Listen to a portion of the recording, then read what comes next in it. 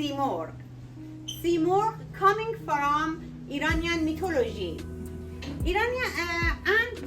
She have a very huge wing and living between earth and heaven and protecting the human being. She's symbol of knowledge too. Because of that, I represent and coloring the Simurg in my painting as a yellow. But pay attention, yellow is a color of sun too. And because of that, the Simurg is have a twice meaning. Symbol of freedom and symbol of sun and knowledge be together.